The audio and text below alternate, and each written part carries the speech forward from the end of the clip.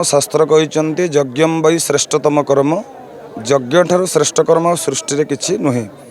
तेणु ये जो रुद्र महायज्ञ आज को प्राय 9 वर्ष व्यापी जो श्रृंखला सहित आनंद सहित लोकों आग्रह एवं ग्रामर उन्नति निमित्त आम जो यज्ञ आरंभ करूँ आज पूर्णाहुति दिवस। पूर्णाहुति सकाल सूर्य पूजा गोपूजन तत्सहित मंडप आराध्य लक्ष्मीनारायण षोडशोपचार पूजा श्रीमद भगवत गीता यज्ञ पर संध्या आरती समापन होती। वर्तमान किछि समय मध्य आमर अन्यान्य कर्म संपादन कर पूर्णाहुति कराजिबे। अन्नात् भवति पर्जन्य पर्जन्य जन्म संभव। कारण पर्जन्य अर्थ होउची वर्षा। आमे यज्ञ करिबा द्वारा धरा पृष्ठ रे वर्षा हेबो। वर्षा हेले शस्य हेबो। शस्य को आमे माने खाई बंचिबा जोगु भगवान आमल लगी ये यज्ञर आरंभ बा शास्त्र निमित्त यज्ञर प्रस्तुति करथिले। आज को 9 वर्ष है ये यज्ञ प्रभु निकट चली कृपा ये यज्ञ चली।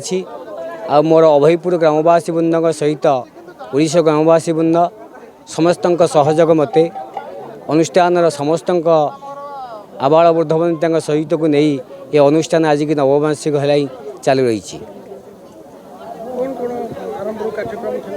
आरंभ आमर थिला अंकुरार्पण सूर्य पूजा गो पूजा प्रभुंकर अभिषेक आउ रही हरिहाट एवं पुण्य आहुति एवं प्रसाद सेवन। बाबा अभयेश्वर पाखरे जो यज्ञ होउची ये तो अभय वरदायक प्रभु भोलानाथ आउ ये आमर गांडुआना जब आरंभ करथिले तो समस्त को डाकी ओडिशा ग्रामर अभयपुर ग्रामर बिंदल 5 खंडी गाँव लोक पिला माने एठी समस्ते कर्मकर्ता भाव में काम करती थांती सहयोग भगवान पाखे करती।